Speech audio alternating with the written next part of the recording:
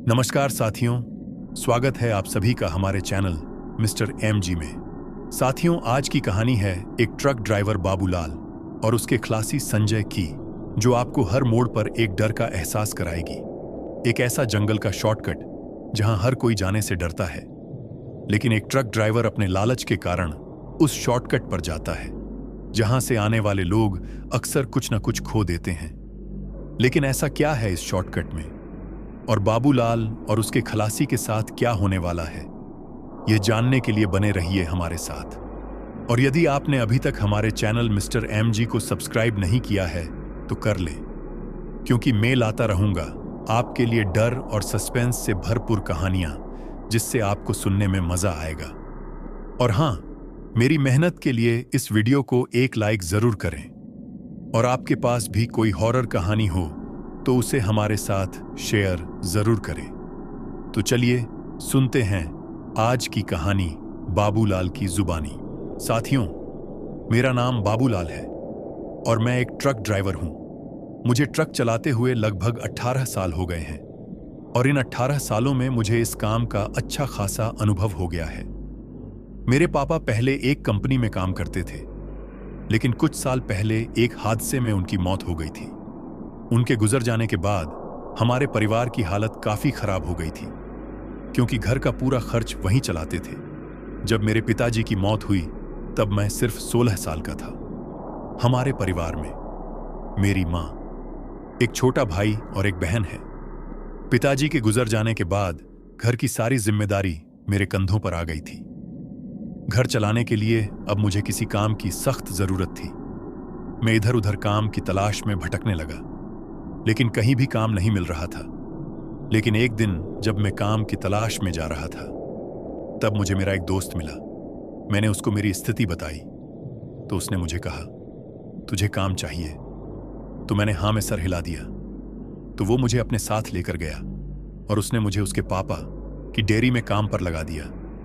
मुझे बस दूध, दही, छाछ और घी गिराक को देना था। वहां काम तो ज्यादा नहीं था, लेकिन वहां से इतनी कमाई नहीं होती थी कि घर का खर्च सही से चल सके। लगभग 2 साल तक मैंने उसी डेयरी पर काम किया, लेकिन जब गुजारा और भी मुश्किल होने लगा तो मैंने किसी और काम की तलाश शुरू कर दी।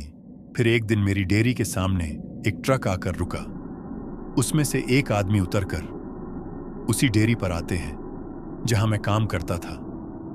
उनसे बातचीत के दौरान मैंने उन्हें अपने घर की स्थिति बताई, और फिर मैंने कहा कि मेरे घर का गुजारा काफी मुश्किल से हो रहा है। अगर कोई अच्छा सा काम मिल जाए जिससे मेरा परिवार ठीक से चल सके तो बहुत अच्छा रहेगा।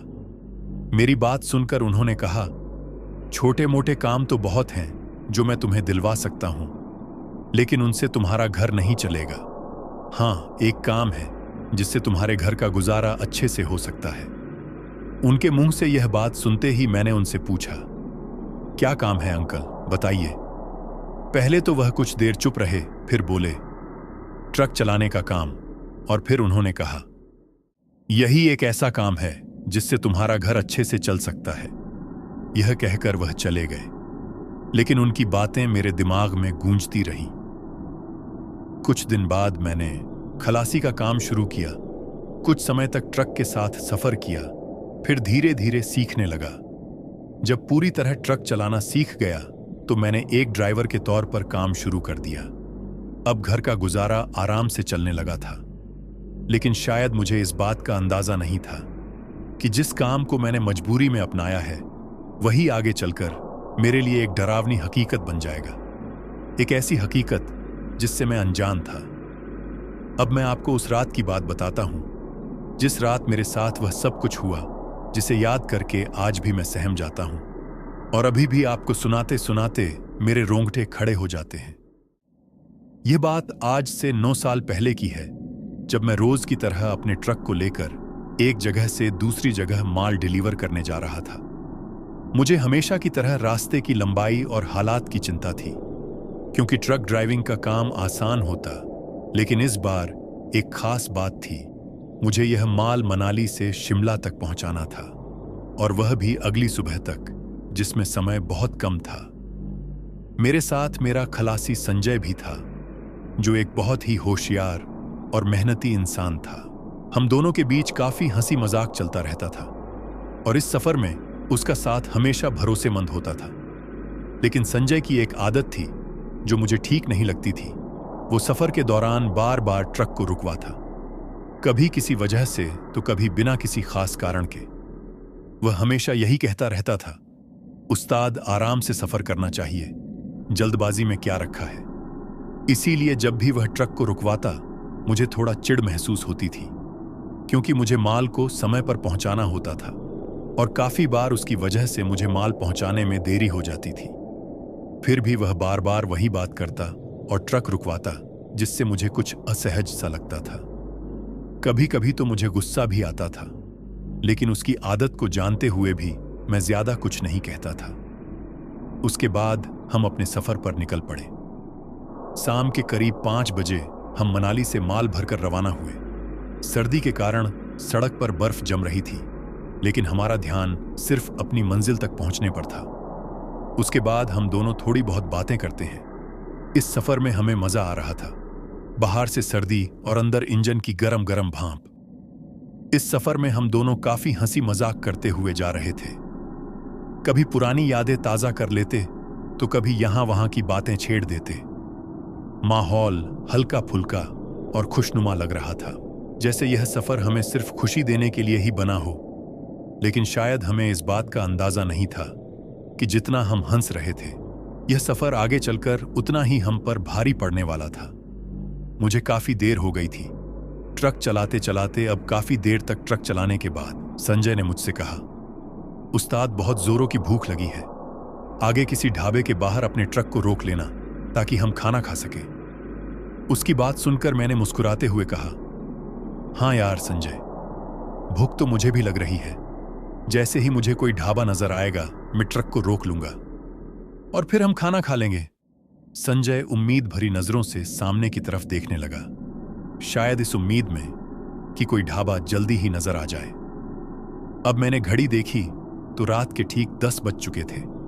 भूख तो अब मुझे भी थोड़ी थोड़ी लग रही थी, लेकिन मेरे दिमाग में बस एक ही बात घूम रही थी, हमें सफर जल्दी पूरा करना था। मैं चाहता था कि रात का खाना पेट भरकर और जल्द से जल्द खा ले, ताकि रास्ते में बार बार रुकने की जरूरत ना पड़े। माल को कल समय पर पहुंचाना बेहद जरूरी था और मैं किसी भी हाल में देरी नहीं चाहता था। उसके बाद मैं ट्रक चलाता रहता हूं। अब 8 किलोमीटर और आगे चलने के बाद मुझे एक ढाबा दिखाई दिया। ढाबे को देखते ही मैंने अपने खलासी संजय से कहा, वहां देख संजय, ढाबा मिल गया है। ढाबे को देखकर संजय काफी खुश हो गया। उसके बाद मैंने अपने ट्रक को उस ढाबे की तरफ मोड़ दिया और फिर ढाबे के सामने ट्रक को लगा दिया। उस ढाबे के सामने मेरे अलावा दूसरे ट्रक भी खड़े थे। ढाबे के अंदर काफी बेंच और कुर्सियां लगी हुई थी और हमारे अलावा काफी लोग वहां खाना खाने आए थे। शायद हमारी तरह उनमें से बहुत से लोग ट्रक ड्राइवर थे, जो अपने ट्रक को साइड में लगाकर खाना खाने आए हुए थे। ढाबे में ज्यादा भीड़ होने की वजह से मैं और संजय साइड में एक बेंच पर बैठ गए, ताकि थोड़ी भीड़ कम हो और हम भी खाना खा सके। जिस वक्त हम खाना खाने आए थे उस वक्त हर ढाबे पर ज्यादा भीड़ रहती है, क्योंकि उस समय बहुत से ट्रक ड्राइवर अपने रात के खाने के लिए रुकते हैं। उसके बाद उन्हें अपना सफर पूरा करना होता है। और आज इस ढाबे पर इतनी भीड़ होने की यही वजह थी कि ढाबा उतना ज्यादा बड़ा नहीं था, लेकिन भीड़ को देखकर ऐसा लग रहा था कि शायद यहां खाना बहुत अच्छा बनता होगा, तभी तो इस ढाबे पर इतनी भीड़ थी। अब 10 से 15 मिनट इंतजार करने के बाद हम दोनों भी वहां से उठकर सामने की कुर्सियों पर बैठ गए और फिर खाने का ऑर्डर दिया। फिर 5 मिनट बाद खाना आ जाता है, जैसा हमने सोचा था। बिल्कुल वही होता है, मतलब कि खाना सच में बहुत ही स्वादिष्ट था। हम दोनों को खाना खाते हुए बहुत मजा आ रहा था। एक तो हमें भूख भी लगी थी और ऊपर से खाना काफी टेस्टी भी था। उसके बाद हम दोनों ने अपना खाना खत्म किया। खाना खाने के बाद हम कुछ देर उसी ढाबे के सामने एक बेंच पर बैठ जाते हैं। बेंच पर बैठे बैठे मैं देखता हूं कि सामने की तरफ जो ड्राइवर खाना खाने बैठे थे वो काफी ज्यादा हंसी मजाक कर रहे थे। और एक दूसरे को अपनी ड्राइविंग के किस्से सुना रहे थे। मैं और मेरा खलासी बेंच पर बैठकर उनकी बातों को सुन रहे थे।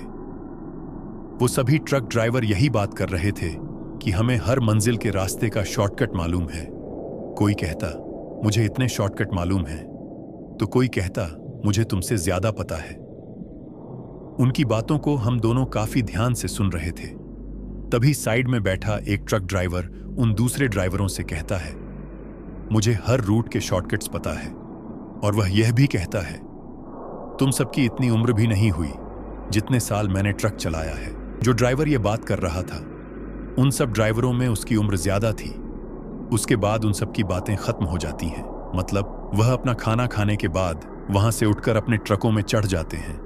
लेकिन एक ड्राइवर अभी भी उस ढाबे में बैठकर खाना खा रहा था।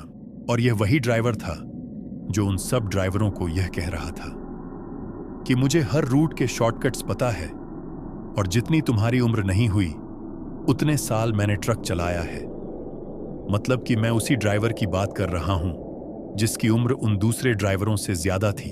अब उसे वहां अकेले बैठा देख मैं उसके पास गया और उसे बोला, बाबा आप इस उम्र में भी ट्रक चला रहे हो, आपकी हिम्मत को मैं सलाम करता हूं। तो मेरी बात सुनकर वह अधेड़ उम्र का ट्रक ड्राइवर थोड़ा मुस्कुराया और कहता है, बेटा मुझे 40 साल से ज्यादा हो गए हैं ट्रक चलाते हुए। जब तक मुझ में हिम्मत रहेगी मैं चलाऊंगा। उसके बाद मैंने उससे कहा, बाबा आपके बच्चे आपको इस उम्र में भी यह काम करने देते हैं?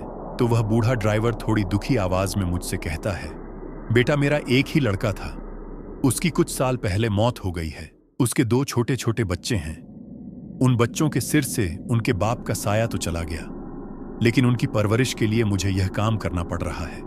उसके बाद वह बूढ़ा ड्राइवर मुझसे कहता है, मैंने यह ट्रक ड्राइवर वाला काम छोड़ दिया था, लेकिन अपने बेटे की मौत के बाद मुझे वापस से इस काम को करना पड़ रहा है। जब तक ऊपर वाले ने हिम्मत दी मैं कोशिश करूंगा ट्रक को चलाने की।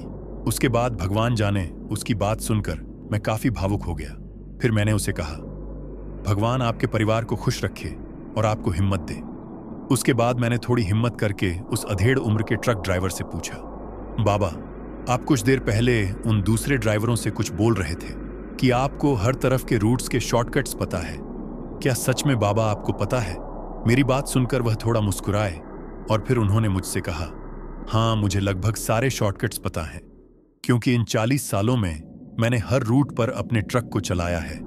मैं हर रास्ते से गुजर चुका हूं, चाहे जंगल का रास्ता हो या कोई और रास्ता, काफी शॉर्टकट रास्ते मुझे मालूम है। उनकी यह बात सुनकर मैंने उनसे कहा, बाबा अगर आपको सभी रास्तों के बारे में इतना पता है तो क्या आप मुझे कोई ऐसा शॉर्टकट बता सकते हैं जिससे मैं अपना माल जल्दी से पहुंचा सकूं? मेरी बात सुनकर वह पहले तो कुछ देर चुप रहे और फिर मुझसे कहते हैं, तुम कहां जा रहे हो? उसके बाद मैंने उन्हें अपनी मंजिल के बारे में बताया। मेरी बात सुनकर वह मुझे कहते हैं, बेटा कभी कभी लंबा सफर भी अच्छा होता है। कुछ रास्ते ऐसे होते हैं जो देखने में तो छोटे लगते हैं, लेकिन जब कभी उन पर गुजरो तो इंसान काफी पछताता है और फिर उसको वक्त हाथ नहीं लगता। इसीलिए तुमसे कह रहा हूं कि तुम जिस रास्ते से जा रहे हो वही रास्ता ठीक है। उनकी बातें मेरी समझ में नहीं आ रही थीं।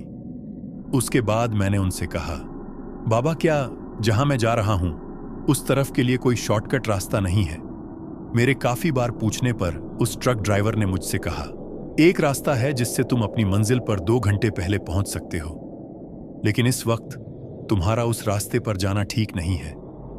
उनके मुंह से यह बात सुनकर मुझे थोड़ा अजीब लगा, लेकिन मुझे खुशी इस बात की थी कि क्या सच में ऐसा कोई शॉर्टकट है जिससे मैं 2 घंटे पहले अपनी मंजिल पर पहुंच जाऊंगा।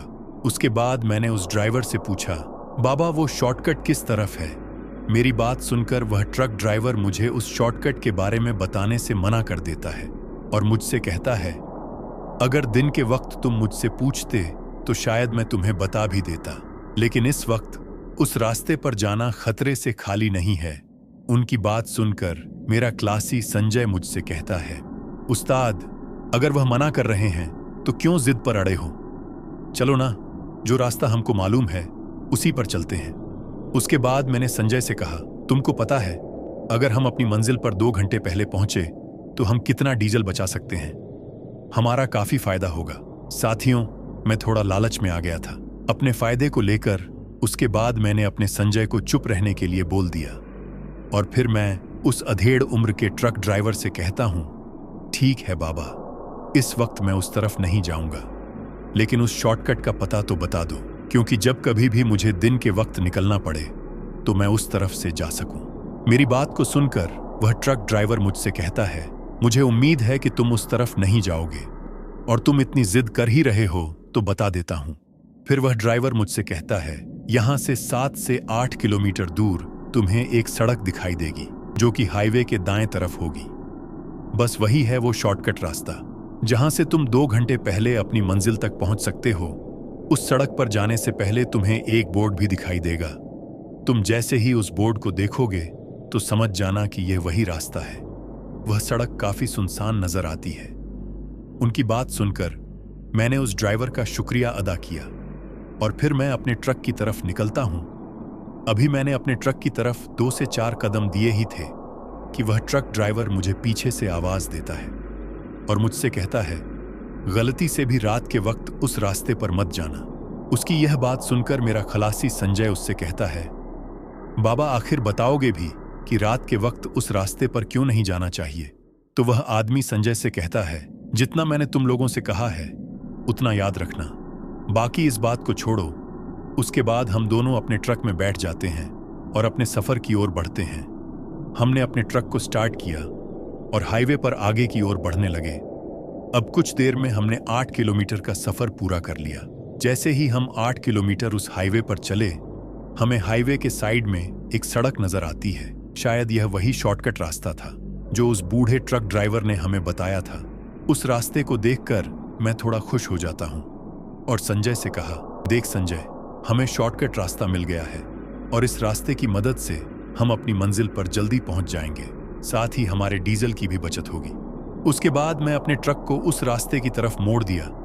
जैसे ही मैंने ट्रक को उस रास्ते की ओर मोड़ा, संजय मुझसे कहता है, उस्ताद, एक बार अभी भी सोच लो, याद है ना उस ड्राइवर ने क्या कहा था?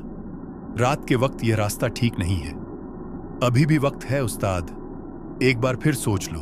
वैसे भी हमें इस रास्ते के बारे में ज्यादा कुछ पता नहीं कि यह आगे कैसा है। संजय की बात सुनकर मैं उससे कहता हूं, रास्ता ठीक ही होगा। तभी तो वो ड्राइवर हमसे कह रहा था कि दिन के वक्त यह रास्ता सही है, मतलब दिन में इस तरफ काफी गाड़ियां चलती होंगी। मेरी बात सुनकर संजय ने मुझसे कहा, उस्ताद, लेकिन रात को तो नहीं चलती ना? तो मैंने उससे कहा, तुझे कैसे पता कि रात में गाड़ी नहीं चलती है इस रास्ते पर? हो सकता है चलती भी हो। वैसे भी वह ड्राइवर कौन सा रात में यहां आकर देखता है कि इस रास्ते पर कौन चलता है और कौन नहीं। तू टेंशन मत ले, आराम से बैठ। उसके बाद हम उस रास्ते की ओर बढ़ जाते हैं।